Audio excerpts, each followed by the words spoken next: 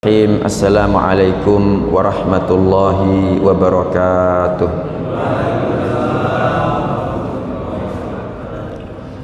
Alhamdulillahirabbil alamin wal aqibatu lil muttaqin wala udwana illa 'alal zalimin. Asyhadu an la ilaha illallah wahdahu la syarikalah wa asyhadu anna Muhammadan abduhu wa rasuluhu an-nabiyyul amin.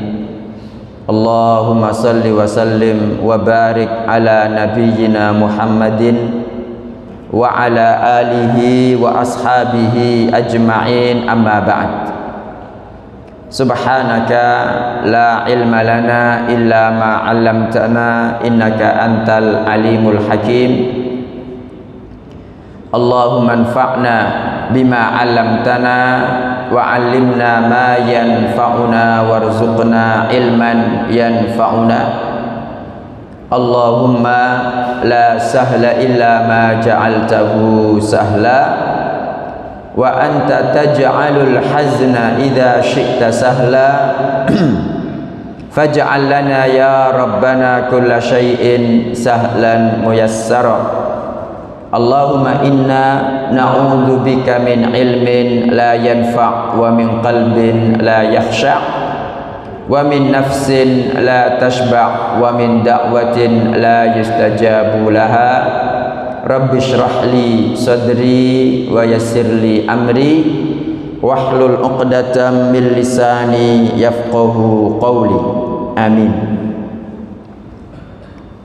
Bapak-bapak, ibu-ibu dan saudara sekalian yang mudah-mudahan rahmat, barokah, ridho dan ampunan dari Allah Ta'ala senantiasa dilimpahkan kepada panjenengan semua. Alhamdulillah Bapak Ibu, pagi hari ini Allah Ta'ala kumpulkan kita bersama di masjid ini. Setelah kita mengerjakan sholat subuh berjamaah, semoga Allah Ta'ala menerima ibadah sholat subuh kita, juga menerima amal kita yang berupa duduk bersama untuk thalabul ilmi ini. Mudah-mudahan pada setiap detik waktunya Allah Ta'ala membalasi kita dengan pahala berlipat ganda yang kelak memberatkan timbangan kita semua. Mudah-mudahan yang kita lakukan ini menjadi sumber datangnya ampunan dan rahmat Allah buat kita semua, dan kita bertawassul kepada Allah Ta'ala dengan amal soleh yang kita lakukan pagi hari ini. Mudah-mudahan kelak kita dikumpulkan bersama-sama dalam surga Firdaus yang paling tinggi tanpa azab maupun hisab. Amin. Jadi Bapak Ibu sekalian, yang akan kita bahas pagi hari ini bukan hanya akhir zaman, tapi yang setelah akhir zaman, ya.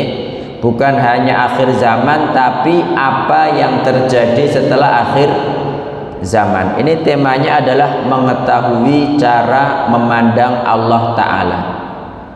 Jadi ini sudah menjadi akidah Ahlus Sunnah wal Jamaah Bapak Ibu, bahwa kenikmatan tertinggi penduduk surga di surga adalah memandang wajah Allah Subhanahu wa Ta'ala.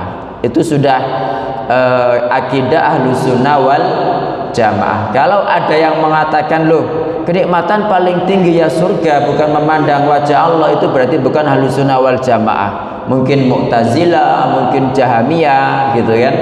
Karena sesuai dalil, kenikmatan tertinggi penghuni surga adalah memandang wajah Allah Subhanahu wa Ta'ala.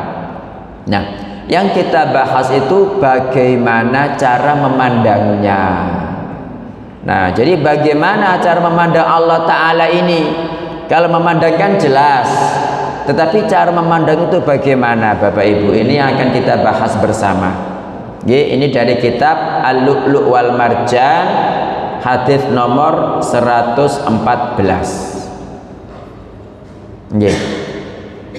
Hadis Abu Hurairah radhiyallahu anhu, dia berkata, matur nuwun Abah, annan nasa qalu, sesungguhnya orang-orang bertanya, ya Rasulullah, wahai Rasulullah, hal nara rabbana yaumal qiyamah, apakah kita akan melihat Rabb kami pada hari kiamat? Jelas ya pertanyaannya, apakah kita akan memandang Rabb kami pada hari kiamat? Qala, Nabi sallallahu alaihi wasallam menjawab, hal tumaruna fil qamari lailatal badri laisa dunahu sahab. Jadi pelajaran pertama Bapak Ibu, para sahabat itu ketika ada masalah apapun pasti langsung bertanya kepada Rasulullah sallallahu alaihi wasallam.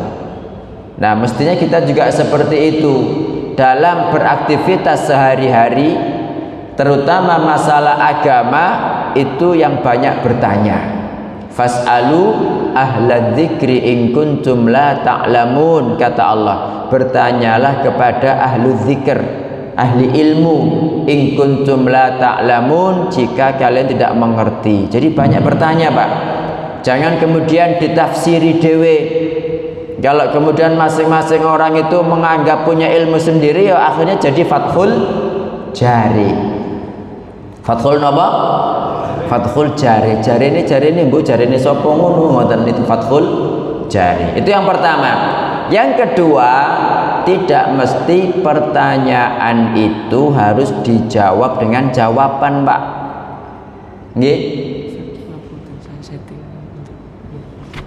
Monggo, monggo. Lanjut. Nggih. Enggak kelihatan tak?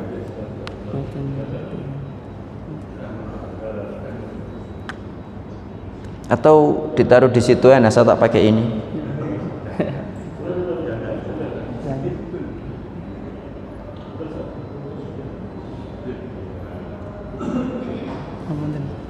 Nggih, matur nuwun.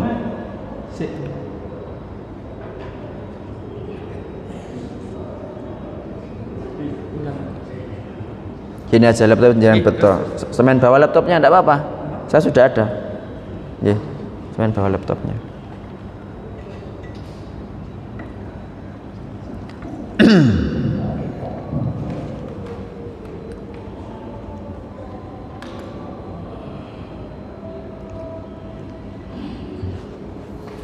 Nggih.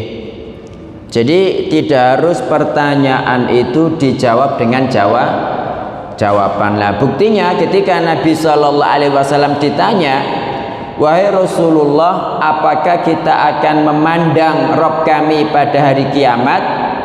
Jawabannya apa?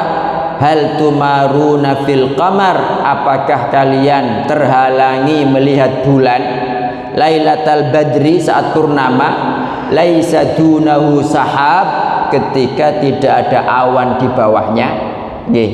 Jadi pertanyaannya, apakah kalian itu tidak bisa melihat rembulan ketika tidak ada awan?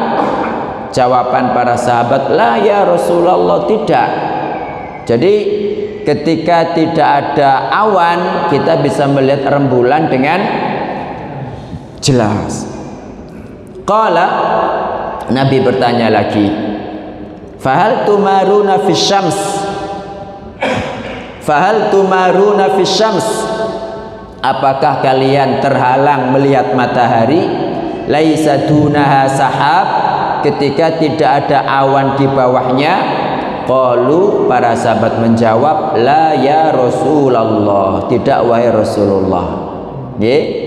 Baru kemudian Nabi menegaskan, fa innakum tarawunahu kadzalik, sesungguhnya kalian akan melihat Allah seperti itu.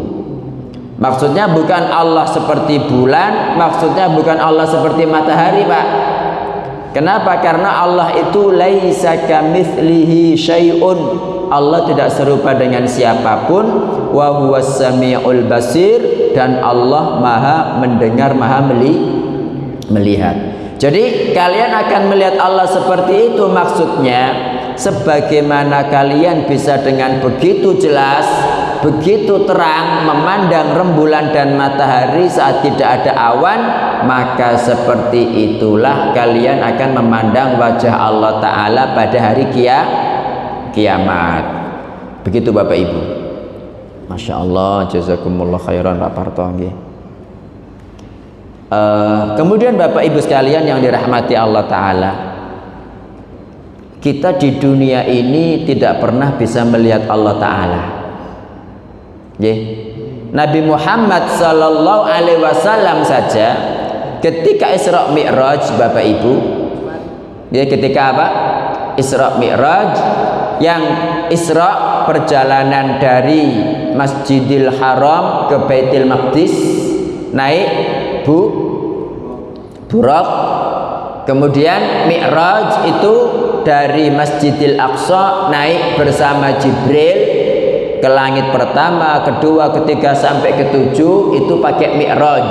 Mi'raj itu alat untuk naik tangga, Bapak Ibu. Mi'raj itu jamaknya adalah Ma'arij. Makanya ada surat Al-Ma'arij yang diawali dengan sa'ala sa'ilun bi'adabi waqi' lil kafirina laisa lahu dafi' minallahi dzil Ma'arij.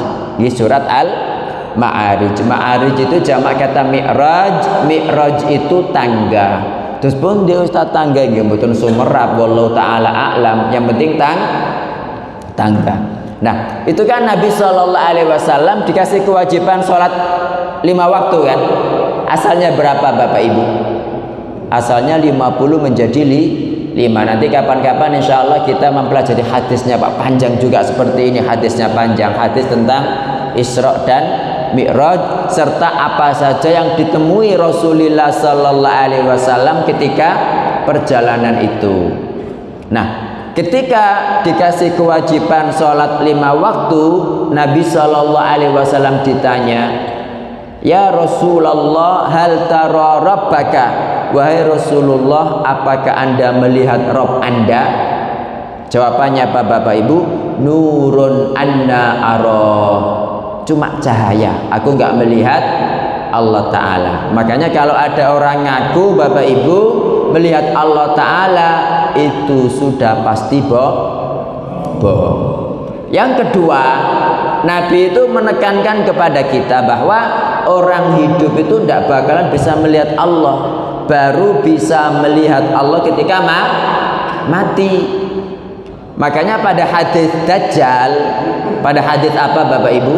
Pada hadis Dajjal itu Nabi Shallallahu Alaihi Wasallam menegaskan kepada kita, wa'lamu, ketahuilah, annakum lan tarau rabbakum hatta tamutu, kalian tidak akan memandang Rabb kalian sampai kalian mati.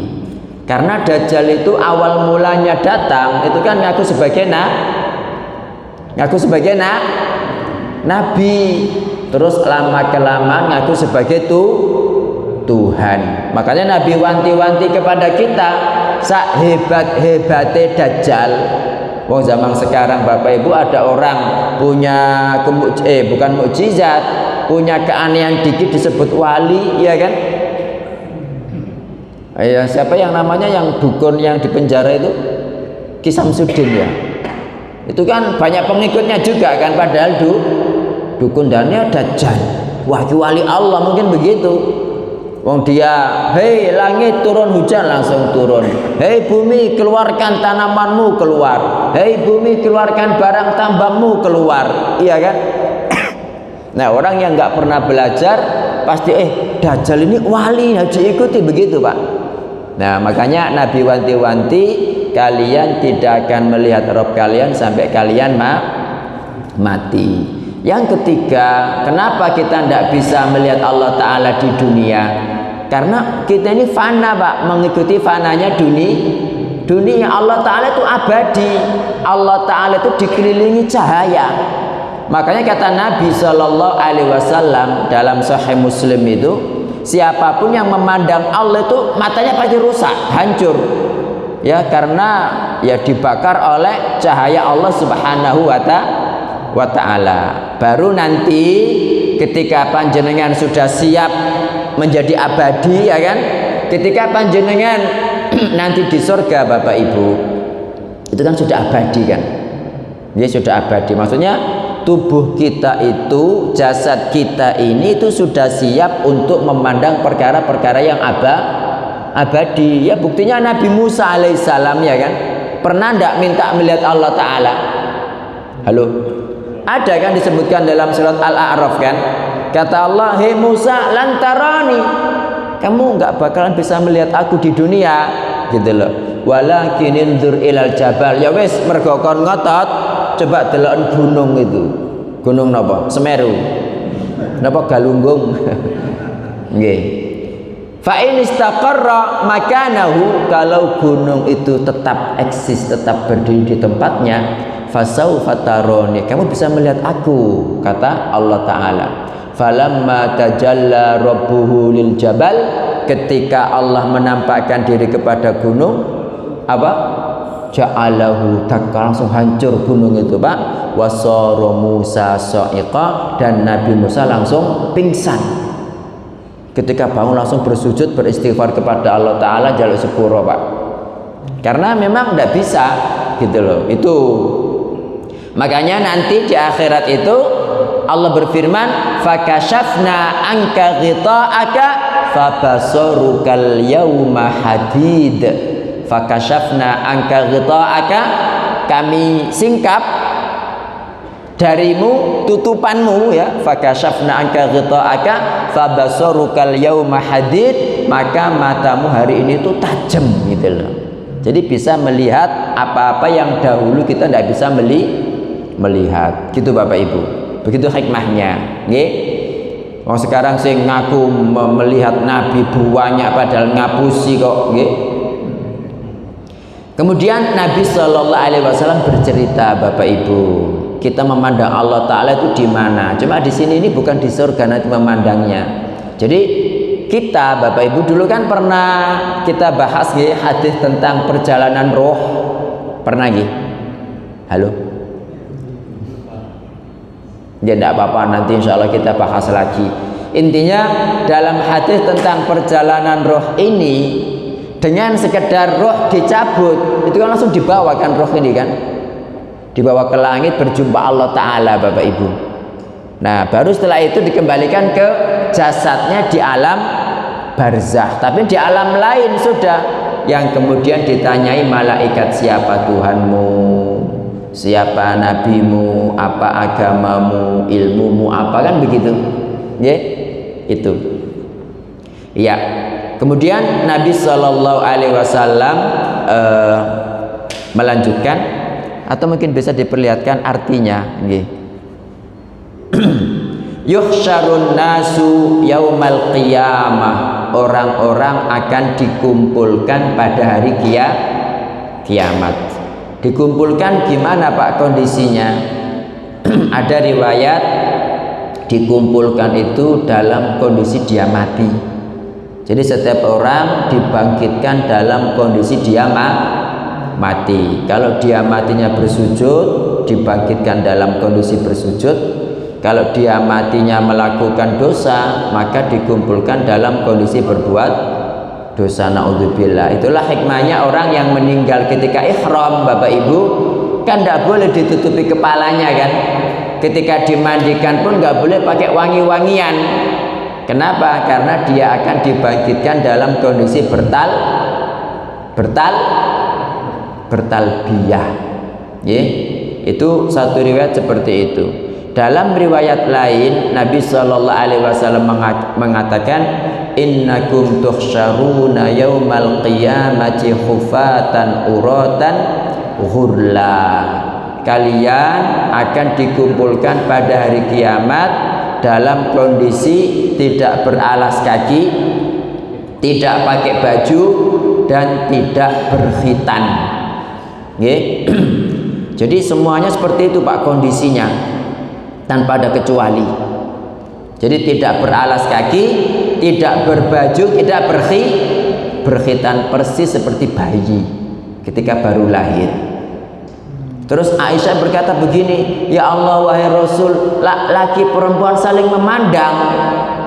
Kata Nabi Shallallahu Alaihi Wasallam, wahai Aisyah, perkara pada hari itu jauh lebih menakutkan daripada keinginan saling memandang. Sudah tidak mikir lagi Bapak Ibu. Jadi lebih sangat takut gitu.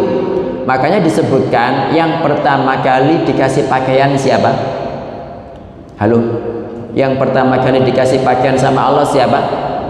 Dalam Nabi Adam. Ada lagi jawaban yang lain? Halo. Ini kilo sampai minggarai kepingin ngopi. Bismillah. Masih panas. Nggih.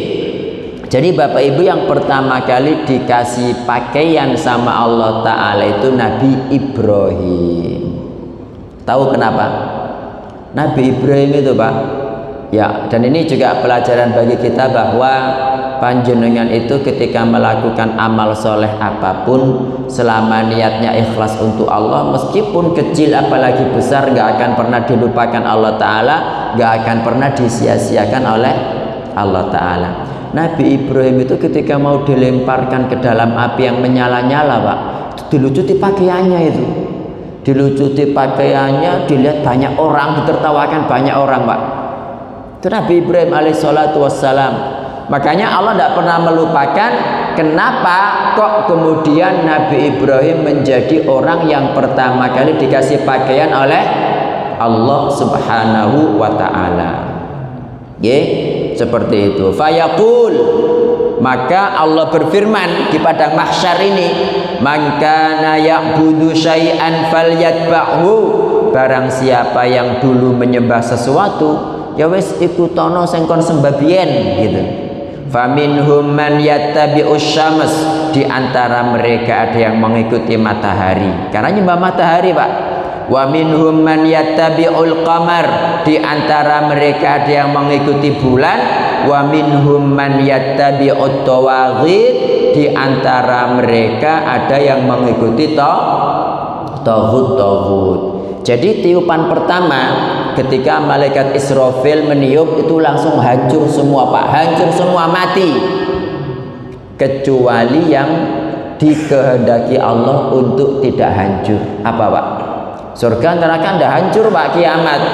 Arsy tidak hancur, bidadari tidak hancur. Mereka diciptakan untuk abadi. Adapun selain mereka itu hancur Pak. Baru kemudian tiupan kedua semuanya bangkit. Bangkit di mana? Bangkit itu di bumi yang baru. Bumi yang putih warnanya, yang tidak lagi bulat tetapi seperti hamparan sajadah. Tidak ada tempat tinggi, tidak ada tempat rendah, sehingga semua orang itu bisa saling memandang. Yang paling pertama bisa memandang yang paling terakhir, ketika paling belakang berbisik, yang paling depan bisa mendengar. Sekarang kita kan tidak bisa karena ada pembatas, ada pohon, ada gunung, ya kan, ada yang tinggi, ada yang lebih rendah, gitu Bapak Ibu. Nah, kemudian singkat cerita, orang-orang di padang mahsyar ini kan dalam kekalutan Pak. Ya kecuali insya Allah kita masuk di sini Bapak Ibu, termasuk 7 golongan yang mendapatkan naungan di hari itu, yang tidak ada naungan dari Allah kecuali apa? Yang tidak ada naungan pada hari itu kecuali naungan dari Allah Ta'ala. Ada 7 golongan. Di antaranya pemimpin yang adil, pemuda yang tumbuh dewasa dalam ibadah kepada Allah. Jadi sejak kecil sampai dewasa ibadah terus gitu. Kemudian orang yang hatinya terpaut ke masjid, pengen ke masjid terus. Ada 7 Pak. Jenengan browsing sendiri, ini tak jelas, tak mari-mari, nanti masih panjang hadisnya soalnya. Nah, itu selain mereka itu dalam kekalutan, akhirnya minta syafaat Pak. Allah ngasih ilham, wis kita minta ke Nabi Adam syafaat. Nabi Adam tidak bisa. Pergilah kepada Nabi Nuh, minta syafaat kepada Nabi Nuh, tidak bisa. Pergilah kepada Ibrahim, Nabi Ibrahim tidak bisa. Pergilah kepada Musa, Nabi Musa tidak bisa. Pergilah kepada Nabi Isa, Nabi Isa tidak bisa. Dan masing-masing Nabi itu menyebutkan kesalahannya Pak. Nabi Isa bilang pergilah kepada Nabi Muhammad Sallallahu Alaihi Wasallam. Singkat cerita, Nabi Sallallahu Alaihi Wasallam memberikan syafaatnya. Beliau bersujud lama, nggak langsung minta, bersujud dulu di bawah arsy, meminta, memuji-muji Allah Ta'ala. baru kemudian Allah Ta'ala bilang, wahai Muhammad, angkat kepalamu, mintalah pasti kamu dikabulkan, berikan syafaatmu pasti syafaatmu diterima. Nabi SAW mengatakan, ummati ummati ya Rabb, umatku wahai Rabb, umatku wahai Rabb. Allah berfirman, hei Muhammad, masukkan umatmu yang tidak ada hisab atas mereka. Mudah-mudahan kita di sini Bapak Ibu, ya, melalui pintu sebelah kanan dari pintu-pintu surga. Jadi ada namanya Al-Babul Aiman, Pak. Ini pintu khusus untuk mereka-mereka yang masuk surga tanpa azab, tanpa hisab. Ya, pintu ini Bapak Ibu, pintu ini, ya, pintu ini itu lebarnya antara Makkah sampai Hajar. Hajar itu nama daerah di Bahrain, atau antara Makkah dengan Busra. Itu disebutkan begitu dalam hadis. Busra, bukan Basrah ya. Kalau Basrah itu lah di Irak, ini Busra. Busra itu perbatasan Turki dengan Syria Pak sekarang. Dulu Abu Thalib ketika Nabi berumur 9 tahun pernah diajak ke situ, yang kemudian berjumpa seorang rahib. Siapa namanya? Rahib sinten? Rahib Buhaira. Yang kemudian bilang, hei Abu Thalib, ponak misananmu ini ponakan misanan, ponakan ya. Ponakan iki gomo le. Konangan wong Yahudi dicelakai pasti gitu. Nah, ini orang rahib yang yang agamanya Islam, Pak. Enggak ada agama Nasrani Yahudi itu, enggak ada. Nabi Musa membawa Islam, Nabi Isa membawa Islam, Nabi Yakub yang Israel itu, Nabi Yakub itu juga membawa Islam, Pak. Enggak ada agama Nasrani Yahudi, enggak ada. Kalau mereka mengetahui seperti yang aku tahu, dan ini dalil bahwa para pendeta itu tahu Pak sifat-sifat Nabi Muhammad SAW. Nah, itu di Busra ini. Nah, itu jaraknya kurang lebih 1160 km sampai 1250, Pak. Itu lebarnya Al-Babul Aiman ini. Yang kata Allah, kata Nabi SAW, meskipun selebar itu akan datang satu hari yang pintu ini penuh dengan kesesakan, penuh dengan keramaian. Kenapa? Karena orang-orang yang masuk, Pak, itu sudah tidak egois gitu loh. Aku disian enggak, tetapi yang pertama enggak mau masuk kecuali bareng dengan yang paling terakhir. Jadi mereka masuk bergandengan tangan begini, Pak, sehingga selebar itu nanti akan ramai dengan manusia-manusia yang masuk. Nah, ini yang ini yang masuk melalui pintu sebelah kanan, enggak pakai hisab, enggak pakai azab. Jadi tidak pakai sirot-sirotan, tidak pakai dihisab, tidak pakai ditimbang, tidak pakai menerima catatan amal. Nah, ini yang mereka. Selain mereka, nah ini yang kita bahas sekarang ini, selain mereka. Yang selain mereka itu setelah keluar dari padang mahsyar, sebelum melewati jembatan Siromadu, jembatan Sirat, itu mereka berada dalam kegelapan, Pak. Berada dalam tempat yang sangat gelap sebelum melewati jembatan. Makanya bagi yang tidak punya cahaya, gelap sekali, Pak. Gelap sekali. Nah, terus gimana kita biar tidak gelap? Ya harus punya cahaya. Gimana biar dapat cahaya? Harus sering ngopi. Ada itu katanya hadis, bahwasanya barang siapa yang ngopi itu disenangi malaikat. Dia apa? Ini hadis teko sapa ngono. Kok ono hadis iku lho ketorone palsu. Gitu banyak Pak yang Pak yang apa? Yang percaya la ilaha illallah.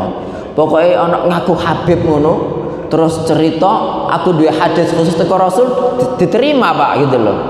Nggih, makanya nggih ngapunten, rata-rata hadis yang dibawakan Habib itu rata-rata palsu. Hadis itu ya dari kutubus sittah itu, Sahih Bukhari terlebih dahulu, kemudian Sahih Muslim ya, Sunan Abi Dawud, Sunan At-Tirmidzi, Sunan Nasai, terakhir Sunan apa? Ibnu Majah. Itu yang paling gitu loh. Hadis nggak jelas, rawahu Habib Marjono misalnya, Habib kok Marjono? Gitu loh. Ini contoh saja Bapak Ibu. Jadi ngapunten, rata-rata hadis yang dibawakan Habib tidak semua dicek dulu karena biasanya tidak sahih. Nggih.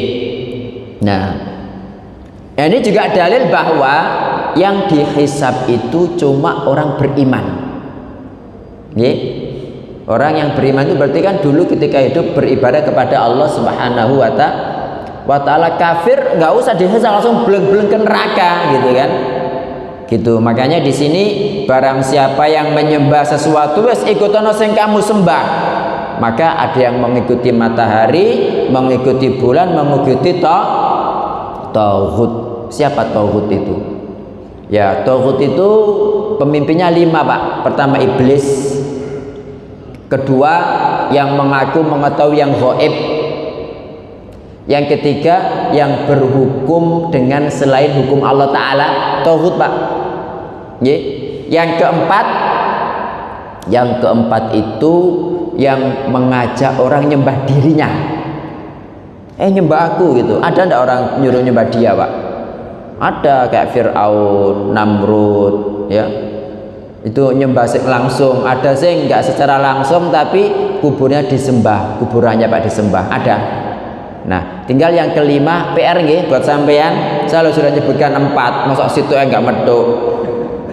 Nggih, jadi tauhid itu banyak, pemimpinnya 5. Kita sebutkan 4 tadi. Pertama iblis, kedua siapapun yang mengaku mengetahui perkara gaib, yang ketiga apa? Yang berhukum dengan selain hukum Allah Ta'ala, yang keempat yang mengajak orang menyembah dirinya. 1 ini nanti jenengan cari PR, nanti biar jawabannya dikirimkan Abah Suhargo ke saya atau siapapun lah, Pak Priyono, Pak Priyo, monggo. Pak Priyo ada Pak Priyo? Oh, beli sama Priyo nggih. Pak Priyono mana? Wah, ini nanti dikirim mawon nggih. Jawabannya apa gitu. Nggih. Wa tabqa hadhil ummatu fiha munafiquha. Tersisa umat ini di antara mereka orang-orang munafiknya.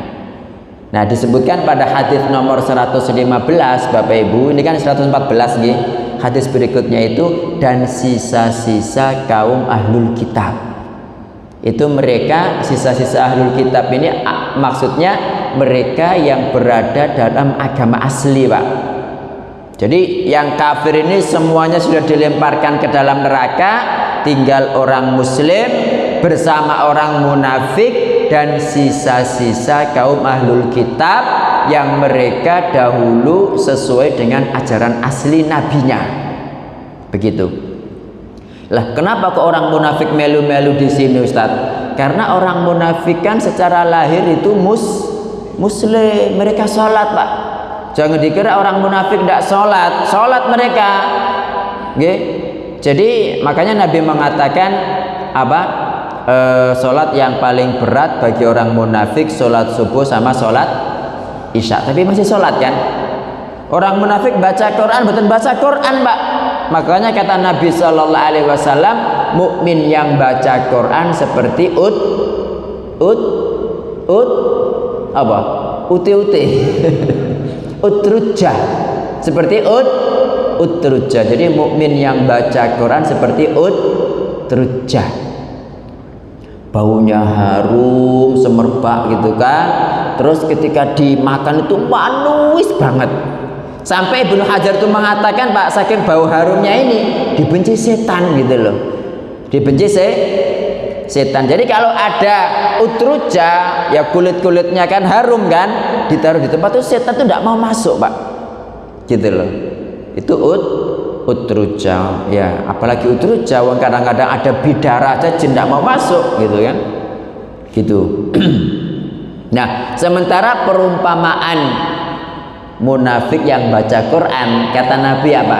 Kamasalir roihana, seperti roihana. Roihana itu Nabi menjelaskan baunya harum, rasanya pahit banget. Nah, itu roihana. Oh, kemangi Ustaz, mboten kemangi itu enak digulup kok. Paling nggih mirip-mirip lavender ngoten. Jenengan pernah ta ngulup lavender ngono? Harum mboten? Ya coba sih kadang-kadang diicipi rasane raihana itu gitu. Buk menawi itu gitu loh. Tapi intinya raihana itu tanaman yang sangat harum tapi ketika dimakan pahit. Nah itu orang munafik. Loh berarti lah orang sing nggak sholat itu bukan munafik, yang bukan orang muslim ngaku muslim nggak sholat dibilang munafik, penghormatan Pak. Orang munafik masih sholat kok, iya kan? Nah gitu loh Bapak Ibu. Fayatihimullah, maka Allah datang kepada mereka. Terus pun didatangnya, yang datang apanya? Yang datangnya zat Allah Ta'ala, bukan rahmatnya, bukan ampunannya ya. Dan datangnya sebagaimana sesuai dengan keagungan Allah Ta'ala, jangan diserupakan dengan makhluk. Fayaqulu, Allah berfirman, ana rabbukum, aku Tuhan kalian, aku Rabb kalian. Fayaquluna, mereka menjawab, hadza makanuna, ini tempat kami, maksudnya kami tetap di sini. Hatta ya'tiyana rabbuna, hingga datang kepada kami Rabb kami. Fa idza jaa rabbuna, ketika Rabb kami datang, arafnahu, kami akan mengenalinya. Pertanyaannya apa Pak? Jadi yang pertama tadi kan Allah kan ngaku ana rabbukum, ya kan? Itu dalam riwayat yang 115 setelah ini itu ada penjelasan Allah datang dalam bentuk yang belum pernah mereka tahu. Nah, makanya mereka ngomong kan, tidak, kami akan tetap di sini sampai Tuhan kami mendatangi kami. Baru kemudian Allah datang dalam wujud yang sudah mereka kenal, baru mereka semua bersujud. Pertanyaannya, berarti kan mereka kan sudah melihat Allah kan sebelumnya. Berarti kan panjenengan sudah melihat Allah kan sebelumnya. Halo? Nggih. Sudah belum? Panjenengan sudah melihat Allah belum? Halo? Yang belum angkat tangan. Yang belum angkat tangan, karena angkat tangan dok saya susah sih. Yang sudah. Oh berarti sudah semua berarti. Bapak Ibu sekalian yang dirahmati Allah Ta'ala, kita semua itu sudah pernah melihat Allah. Kita semua sudah pernah melihat Allah, tapi di alam ruh. Di alam apa? Di alam ruh. Itu bisa memperlihatkan Quran terjemah mboten? Oh mboten bisa nggih. Ya ndak apa-apa. Itu dalilnya Pak dalam surat Al-A'raf. Ini jenengan baca sendiri, nggak saya bacakan, tak tunjukkan ayatnya aja. Nggih, sudah didit soalnya. Nggih, surat Al-A'raf 172. Itu penegasan bahwa kita dulu semua di alam roh itu pernah melihat Allah Ta'ala. Loh, tapi kok kula mboten tepang, mboten eling. Terus pun jenengan eling Pak, wong itu di alam roh bulan kemarin wis lupa ngono.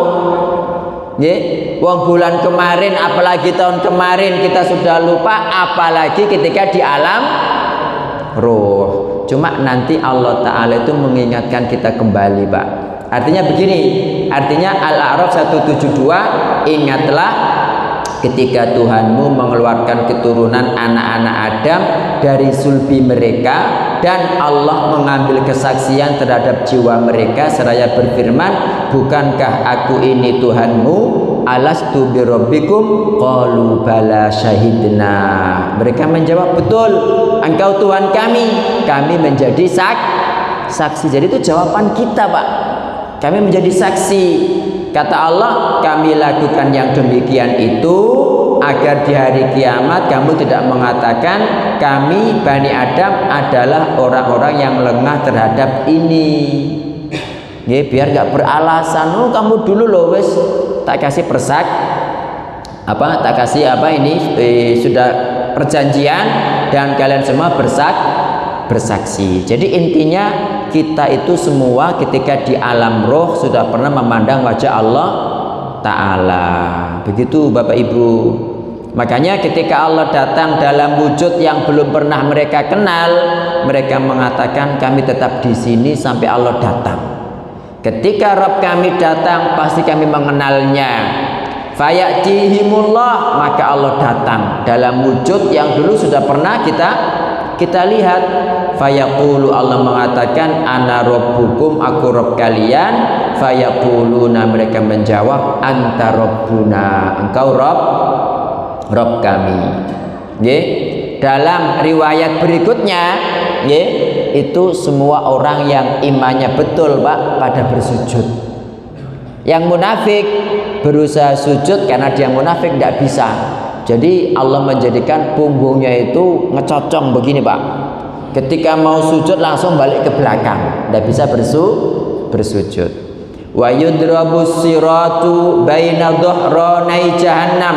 Kemudian dihamparkan jembatan sirat di atas dua punggung jahanam. Jadi jembatan sirat ini di atas punggung jahanam, Pak. Siapapun yang kepleset langsung nyemplung gitu loh, naudzubillah. Fa akunu awwala man yajuzu minar rusuli bi ummati, maka aku Nabi Muhammad sallallahu alaihi wasallam yang pertama kali lewat dari para rasul bersama umatnya. Jadi umat Islam ini yang pertama kali, Pak, padahal keri-keri kan. Kita ini yang datang terakhir, tetapi yang masuk surga pertama kali, yang dihisab pertama kali. Ini diantara salah satu keutamaan Islam, alhamdulillah, yang menjadikan kita semua kaum muslimin, Bapak Ibu. Wala yatakallamu yauma idzin ahadun ila rusul. Tidak ada yang berbicara pada hari itu kecuali para rasul. Wa kalamur rusuli yauma idzin, dan perkataan para rasul di hari itu cuma ini, Allahumma sallim sallim, ya Allah selamatkan, begitu. Wa fi jahannam kalalibu, dan di jahanam itu ada kalalib, Pak. Catut, tahu catut ya panjenengan, yang buat ngambil paku itu loh. Itu dalam bahasa Arab kalbatani, nggih. Nah, kalalib itu besi bercabang. Besi bercabang. Bercabang itu yang pokoknya bercabang begini, sehingga apapun itu gampang kecantol ke situ. Itu di dalam jahanam, dan itu naik ke atas sampai ke sirat gitu loh, Bapak Ibu. Ya, cuma ini kan ya tergantung kepada amal perbuatan. Ini amalnya baik, ya nggak mengaruh meskipun ada kalalip celing wis untuk sana, ya kan. Dengan celing itu sudah sampai di sana. Oh nggih, Bapak Ibu, tadi saya kan menjelaskan tentang cahaya nggih. Di waktu yang gelap ya, sebelum melewati jembatan tadi. Nggih. Terus cahayanya pakai apa? Pakai ngopi. Boten nggih. Jadi cahaya itu bisa jenengan perbanyak mulai sekarang. Nggih, diantaranya dengan banyak sholat nafilah tentunya nggih. Nabi mengatakan wassolatu nurun. Sholat adalah cahaya. Yang kedua, setiap panjenengan berangkat ke masjid, Pak, dari rumah nggih, ke masjid, doanya apa? Minta cahaya kan? Allahumma ja'al fi qalbi nura wa fi lisani nura wa fi sam'i nura wa fi basari nura, nggih. Napa lanjutannya? Nggih, terus? Nggih. Jenengan ketika dari rumah ke masjid berdoa niku mboten? Loh, nambah dapat cahaya dari manual. Enggak apa-apa, dicari di Google, di print, disai Allahumma ja'al fi qalbi nur, timbangannya enggak berdoa loh. Nggih. Itu. Jadi ini yang kedua, Pak. Ketika berangkat ke masjid berdoa. Dan utamakan kalau panjenengan ke masjid itu lewat tempat yang gelap. Bukan yang terang benderang. Nah, nek jatuh terus pun Ustaz, jatuh ya takdire ngono ae. Kenapa? Karena Nabi bersabda begini, basyiril masya'ina fid dhulam bin nurit tam yaumal qiyamah. Basyir, berikan kabar gembira, al masya'ina fid dhulam, orang-orang yang berjalan dalam kegelapan, ke masjid, Pak. Bin nurit tam yaumal qiyamah, dengan cahaya yang sempurna pada hari kiamat. Berarti maknanya kalau panjenengan berangkat cahaya terang benderang, dapat ganti cahaya mboten? Nah itu loh, makanya saya tadi bilang ya sampean cari tempat-tempat sing gelap, tapi ya ojo gelap nemen-nemen ana oleh tambah bahaya. Ya pokoknya sing remeng-remeng taya apa begitu loh. Biar kita diganti Allah Ta'ala dengan cahaya sempurna pada hari kiamat. Kan sama seperti hadis. Kita kan laki-laki kan nggak boleh kan pakai emas, nggak boleh pakai sutra ya kan? Apa kata Nabi? Karena ini pakaian penduduk surga gitu loh. Maksudnya yang di dunia dulu pakai emas, pakai sutra, nak surga nggak gawe lagi. Itu secara makna langsung seperti itu Pak, gitu loh. Ya, itu yang keberapa? Yang ketiga, yang keempat itu baca Al-Kahfi pada hari Jumat atau malam Jumat. Itu kan kata Nabi Shallallahu Alaihi Wasallam, dia mendapatkan cahaya antara Makkah sampai antara dia duduk sampai Makkah kan. Dalam riwayat lain mendapatkan cahaya di antara dua Jumat. Nah kemudian yang terakhir itu dengan berdoa Rabbana atmim lana nurona waghfir lana innaka ala kulli syai'in qadir. Surat At-Tahrim. Itu doa mereka ketika mau melewati jembatan itu, Rabbana atmim lana nurona, ya Allah sempurnakan untuk kami cahaya kami. Gitu Bapak Ibu. Nah ini kita lanjutkan. Wa fi jahannam kalalibu, dan di jahanam itu terdapat kalalib mithlu syaukis sa'dan, seperti duri as-sa'dan. Hal ra'aitum syaukas sa'dan, kalian sudah pernah melihat duri sa'dan enggak? Sa'dan ini nama tumbuhan Pak, yang tumbuh di daerah Najd. Qalu, kata para sahabat, na'am iya. Qala, kata Nabi, fa innaha mithlu syaukis sa'dan, kalalib itu seperti duri-duri as-sa'dan, ghairu annahu la ya'lamu qadra idhamiha illallah, hanya saja tidak mengetahui kadar besarnya, gak mengetahui ukuran besarnya yang pas kecuali Allah. Jadi sa'dan itu bulat Pak, bulat tapi dikelilingi duri. Nggih. Itu gambar as-sa'dan. Kalau jenengan cari di Google itu as-sa'dan, itu nanti muncul. Jadi kayak tumbuhan kecil begitu tapi berduri, mubeng. Nah, kalalib itu seperti itu, ya seperti itu, cuma jauh lebih besar dan ada besi-besi bercabangnya. Tugasnya apa? Takhtofun nasa bi a'malihim, mencatut, menyambar manusia sesuai amalnya. Faminhum man yubaqu bi amalih, di antara manusia ada yang langsung dicatat Pak, duncal plung gitu gara-gara amalnya.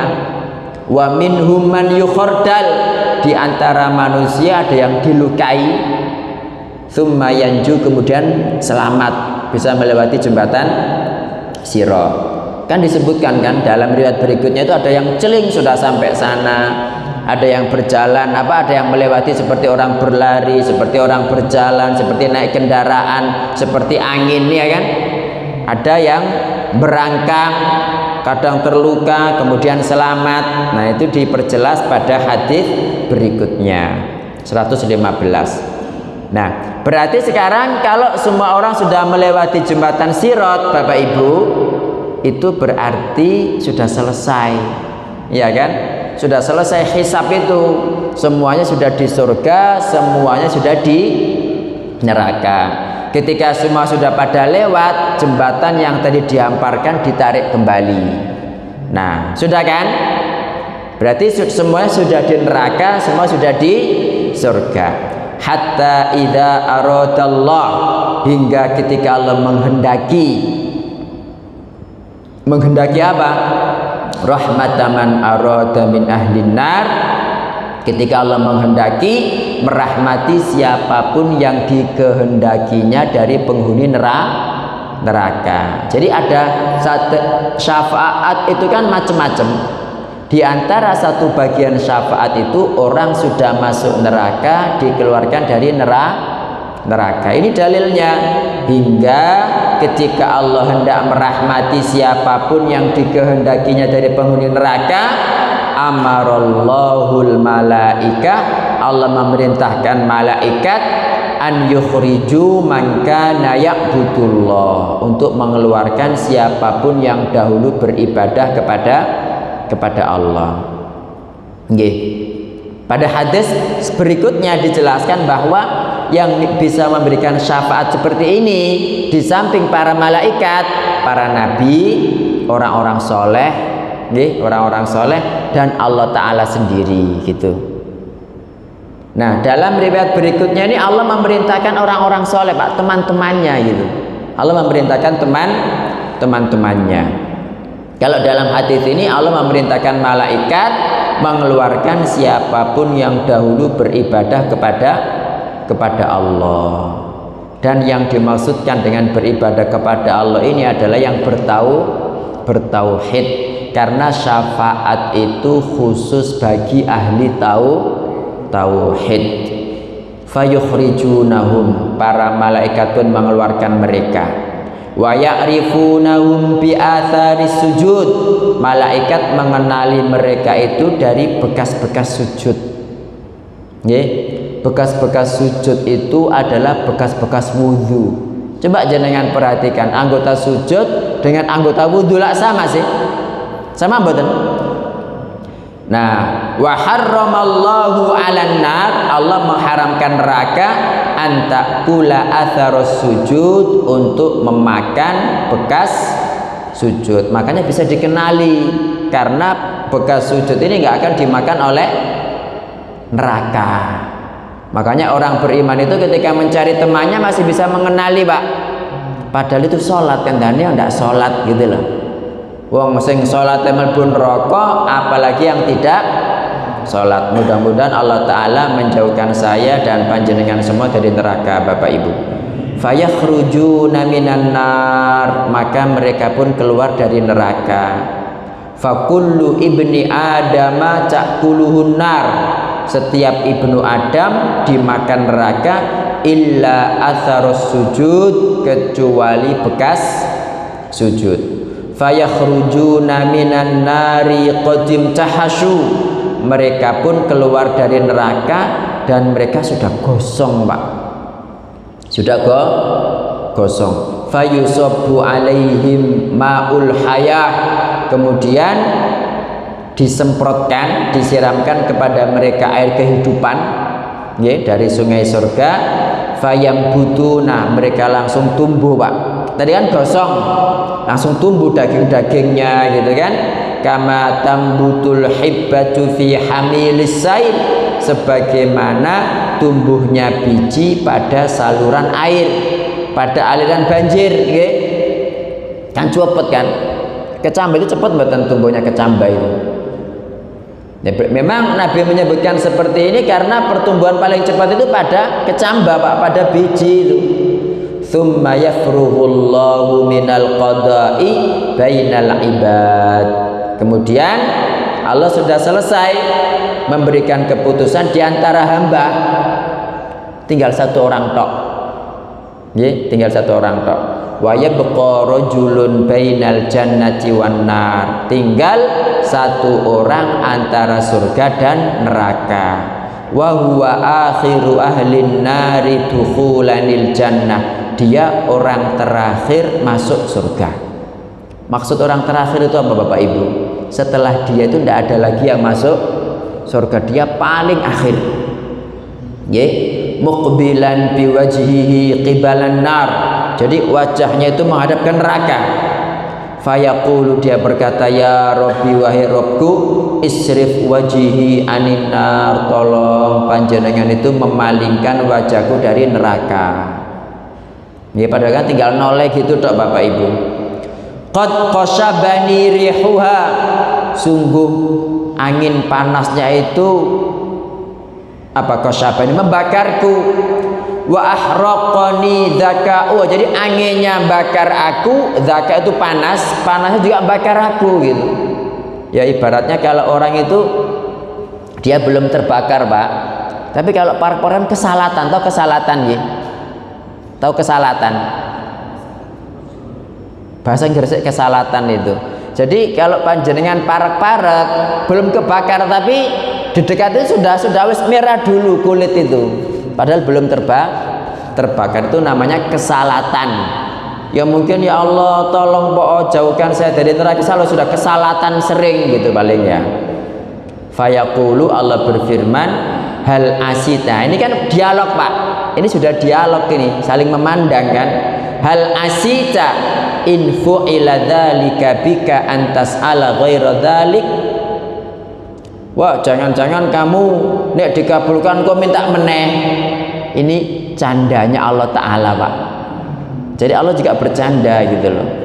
Jadi ketika dia minta, wah kon iki engko gak urungane nek dikei njaluk meneh gitu kan. Fayaqulu, dia menjawab, la wa izzatika, mboten saestu demi keagunganmu gitu kan. Kemudian dia memberikan sumpah, janji-janji bahwa nanti tidak akan minta lagi. Fayasrifullahu wajhahu anin nar. Allah pun memalingkan wajahnya dari neraka. Fa'idha aqbala bihi alal jannah. Ketika dia sekarang tadi kan memandang neraka kan, minta kepada Allah itu dialihkan pandangannya, sekarang menghadap ke surga. Ro'a bahjata, dia melihat wahnya surga, wah gitu kan, masya Allah. Sakata masya Allah an yaskut, dia diem sesuai yang dikehendaki Allah Ta'ala. Mungkin mikir-mikir, mau wis janji gak njaluk meneh tapi kok nakine gak enak-enak nang jero, mungkin begitu. Nggih. Tsumma qala, dia pun berkata, ya Rabbi qaddimni inda babil jannah. Wahai Rabbku, tolong majukan saya dekat pintu surga. Gak mintanya itu loh, kok gak langsung minta masuk surga, kok gal titik gitu Bapak Ibu. Ya, memang Allah sudah mentakdirkan seperti itu, nggih. Dan ini menunjukkan bahwa yang namanya taklif, tanggungan, ada dosa, ada pahala, itu hanya di dunia. Ya buktinya ini kan harus bersumpah-sumpah, ya, berjanji. Ya tapi sama Allah ya dimaklumi gitu loh. Kalau di dunia kan munafik sudah gitu. Kalau di dunia kan dikatakan, wah bujuki kon iki gitu kan ya. Seperti itu. Fayaqulullah lahu, Allah berfirman kepadanya, alaisa qad a'taital uhuda wal mawathiq. Lo kan kon mulu gak wis bersumpah ta, gak wis berjanji ta, alla tas'ala ghairal ladzi kunta tas'al, ndak akan minta yang sudah kamu minta. Fayaqulu, dia menjawab, ya Rabbi la akunanna asqa khalqi, ya Allah jangan jadikan aku makhlukmu yang paling celaka. Jadi merengek kepada Allah Bapak Ibu. Allah berfirman lagi, wah jangan-jangan kamu nek dikei engko njaluk liyane gitu. Fayaqulu, dia menjawab, la wa izzatika, boten saestu demi keagunganmu aku enggak akan minta yang lain. Dia bersumpah lagi, Pak, bersumpah, berjanji enggak akan minta lagi. Fayuqaddimuhu ila babil jannah, Allah menjadikannya dekat pintu surga. Fa idza balagha babaha, ketika di depan pintu surga ini, faro'a zahrata, minta apa, melihat dalamnya, kegemerlapan surga. Wa ma fiha minan nadrah, nadrah itu ketampanan, kelezatan, wasuru dan kebahagiaan. Fayaskutu masya Allah an yaskut, dia diem lagi Pak, mikir, waduh mau wis janji masa jaluk menerek, mungkin begitu. Fayaqulu, dia pun berkata, ya Rabbi adkhilnil jannah, wahai Rabbku tolong masukkan aku ke dalam surga. Fayaqulullah, Allah berfirman, waihaka ya bena Adam, ma aghdaraka, celaka kamu ibnu Adam, betapa bujuane kamu ya, betapa kamu itu pokoknya wis aghdaraka itu ya berbohong gitu kan. Alaisa qad a'taital uhud wal mawathiq, bukankah kamu tadi sudah bersumpah, sudah berjanji tidak akan minta kecuali yang sudah diberikan? Dia jawab apa? Ya Rabbi la taj'alni asqa khalqika, wahai Rabbku jangan jadikan aku makhlukmu yang paling celaka. Fayadhakullahu azza wa jalla minhu, maka Allah azza wa jalla tertawa Pak kepada orang ini. Allah tertawa mboten? Ya jelas tertawa lah, hadisnya jelas Allah tertawa. Cuma nggak boleh bertanya ya apa ya tertawa Allah, nggak boleh. Tertawa yang sesuai dengan keagungan Allah Ta'ala, jangan diserupakan dengan tertawanya makhluk. Sampun nggih? Sampun tak? Mau guru mari kok sampun dulu. Nah, thumma ya'dzanu lahu fi dukhulil jannah. Ini pelajarannya begini Pak. Ini kan orang sing paling terakhir masuk surga.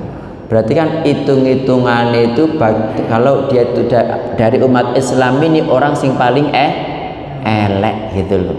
Jenengan tahu kan sikap Allah Ta'ala, perlakuan Allah Ta'ala kepada orang sing paling jelek kan masih dituruti kan, masih diguyoni kan, iya kan, menunjukkan rahmatnya kan. Maksudnya kalau kepada orang seperti ini, dan mudah-mudahan kita nggak menjadi orang ini Bapak Ibu ya, kita menjadi yang masuk surga tanpa adab, tanpa hisab, mudah-mudahan seperti itu masih dituruti, masih dicandai, dan ya dengan yang jauh lebih baik daripada itu gitu loh. Makanya jangan pernah putus asa dari rahmat Allah Subhanahu wa Ta'ala. Jadi kayak tadi itu kan ngerengek kan, ya Allah gitu ya, padahal sumpah-sumpah ke arek cilik 2 tahun begitu. Ya apa enggak? Nah, terus ini Pak, tsumma ya'dzanu lahu fi dukhulil jannah, kemudian Allah memberi izin dia masuk surga. Di surga itu pun masih blank, saking lamanya di neraka. Panjenengan hidup di dunia berapa? Sampai 100 tahun? Tidak sampai, karena Nabi mengatakan 60 sampai 70 tahun saja. Ada sih 100 tahun tapi jarang-jarang Pak, gitu loh. Nah sementara satu hari akhirat 1000 tahun. Bayangkan ini misalnya naudzubillah 30 hari di neraka, lah 30.000 tahun Pak, suwiyano neraka mbek nang dunya gitu loh. Makanya Allah bilang tamanna, wes kamu berangan-angano, berhayalo, pengen apa gitu kan. Fayatamanna, dia berhayal Pak, membayangkan pengen apa gitu. Hatta idzan qata'at umniyatu, hingga ketika daya hayalnya itu berhenti. Berarti kan maknanya kan sing dieling neraka tok. Mungkin lupa dulu ketika di dunia dulunan pitik, dulunan apa, nyolong apa, mungkin lupa paling gitu ya. Jadi ingatnya neraka tok. Qala Allahu azza wa jal, ketika dia sudah nggak bisa membayangkan, Allah berfirman min kadza wa kadza, ini loh mulai dari sini diingatkan kan ya Allah. Aqbala yudzakiruhu rabbuhu, Rabbnya itu mulai mengingatkan ini gitu kan. Jadi dia sudah lupa ya Allah gitu. Allah kembali. Nah ini kan dialog Bapak Ibu, memandang Allah Subhanahu wa Ta'ala dengan begitu jelas. Hatta idzan tahat bihil amaniyu, hingga ketika angan-angan dan khayalannya sudah habis, sudah selesai, karena kan sudah diajari Allah ingat ini ingat itu. Qala Allahu Ta'ala, Allah Ta'ala berfirman lakadzalika, wis iku pekmu, itu milikmu, wa mithluhu ma'ahu, dan yang sepertinya bersama-sama. Maksudnya dunia satu dunia itu milik kamu, dan satu dunia lagi. Bayangkan Pak, sak Gunung Sari ini milik panjenengan, milik sak karepe sampean, sak Gunung Sari tok, apa ndak kuaya sampean? Apalagi sak Surabaya misalnya. Ini dunia loh Pak, semuanya milik dia, ditambahi satu kali dunia. Bahkan dalam riwayat lain Pak, dan hadisnya sahih, itu mendapatkan 11 dunia, 10 kali dunia ditambah 1 gitu loh. Masya Allah, itu buat orang sing paling elek, yang paling rendah tingkatannya di dalam surga, dan yang paling tinggi sing masuk surga tanpa adab, tanpa hisab, tidak bisa dibayangkan nggih. Jenengan 11 dunia dipek dhewe, raja sing memiliki 11 dunia dan ya sugih ya kan. Wong raja Majapahit aja sugih, raja Indonesia tok wae sugih ya. apalagi 11 dunia dirajai dia seorang, dan itu kenikmatan yang diberikan Allah Ta'ala kepada penduduk surga yang paling jelek. Paling jelek itu dia di surga, nggak ada yang jelek Bapak Ibu di surga, ya kan? Maksudnya tingkatannya itu loh, yang paling rendah itu seperti itu, dan ya yang lebih tinggi, insya Allah begitu. Makanya mudah-mudahan Allah Ta'ala jadikan saya dan panjenengan semua orang-orang yang masuk surga tanpa azab, tanpa hisab, yang ketika Rasul Shallallahu Alaihi Wasallam memberikan syafaatnya, kita semua langsung masuk surga Pak, melalui pintu sebelah kanan. Dan ketika di mahsyar kita tidak kepanasan, tidak perlu golek sana, nggak perlu ke sana, gitu loh. Adem ayem di bawah naungan Allah Subhanahu wa Ta'ala. Ada pertanyaan Bapak Ibu? Yang mana? Monggo Pak Priyono. Nggih.